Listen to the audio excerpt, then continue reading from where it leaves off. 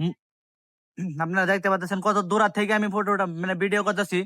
এত দূর থেকে বাংলাদেশের প্রতিটা একদম বড় বড় যে থানা আমরা যেরকম কই যে ডিসি অফিস, আমরা যেরকম ডিস্ট্রিক্টের যে ডিসি অফিস, এই ডিসি অফিসের মতন এনো একদম বাংলাদেশের প্রতিটা থানার মধ্যে এরকম বড় বড় একটা মসজিদ আছে, যে মসজিদটা আমি দেখাইতেছি আপনারা। এইটা মানে প্রতিটা থানাতে একটা একটা দিছে। এটা দিছে আমার এই কাকুর শাশুড়ি। দেখো, জি জি বলেন। আসসালামু হ্যাঁ, আলাইকুম। আচ্ছা। তো কাকুর শাশুড়ি এটা দিছে প্রতিটা জেলা, প্রতিটা বড় থানার সার্কলে এই মসজিদটা দিছে। তো মসজিদটা আমি আপনাদেরকে দেখাইতেছি, জুম ইন করে জুম আউট করে দেখাই। এটা মানে মোবাইলে একদম ইয়া করতেছে না, আরো পাশে যাওয়া লাগবে। হুম, আপনারা দেখতে পাচ্ছেন কত দূর থেকে আমি ফটোটা মানে ভিডিও করতেছি। এত দূর থেকে ভিডিও করার পরও যে মসজিদটা কত বড়, এটা আমার কল্পনার বাইরে। প্রায় 8-9 তলা হইব এরকম, কিন্তু এটা দেখেন এরকম। তো আমি বহুত দূর থেকে ভিডিও করে আমি দেখাইতেছি। তো এখানে আমি ওখানে উপরে উঠবো।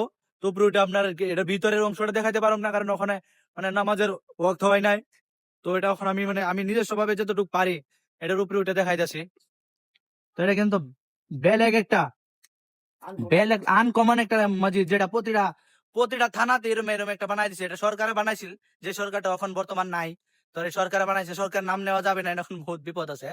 তো এখানে সবাই নামাজ টামাজ পড়তেছে, কেউ কাজা নামাজ পড়তেছে ভিতরে। তো ডান পাশে আর বাম পাশে দুনো দিকে কইছিল ইয়া আছে।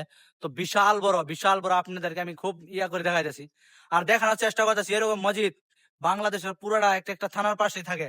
থানা হলো ওই যে ওই পাশে, আর এটা হলো আপনি দেখতে পাচ্ছেন, দেখেন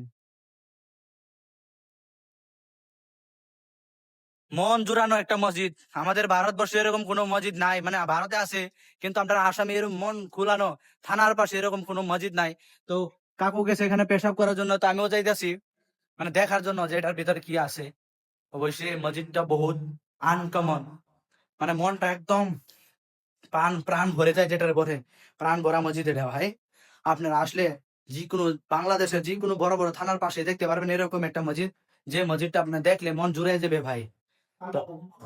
তো আন্ডারগ্রাউন্ডে আমি ঢুকতেছি উপরে, কিন্তু এটা আপনার মিডল পয়েন্ট, 0 পয়েন্ট।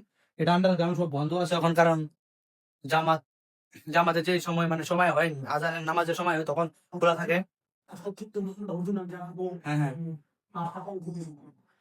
এইটা মানে মিস্ত্রির প্রবলেম এটা। তো অবশ্যই আমাদের ভারতবর্ষে মানে কি আসামে এরকম কোনো মসজিদই নাই। আর মসজিদ যদি আসে নর্মাল মসজিদ, কিন্তু এটা সরকারে বানিয়ে দিছে। তো এটা দেখেন, আমি আরেকবারও দেখানোর চেষ্টা করতেছি। এই মসজিদটা দেখলে ভাই প্রাণ একদম জুড়াইয়া যায়। এখানে বেলকনি থেকে প্রায় কোটি টাকার উপরে এখানে ব্যয় হয়েছে, এমনিতে হয় নাই। এই মসজিদটা আমি আরেকবার দেখানোর চেষ্টা করতেছি। দুনো পাশ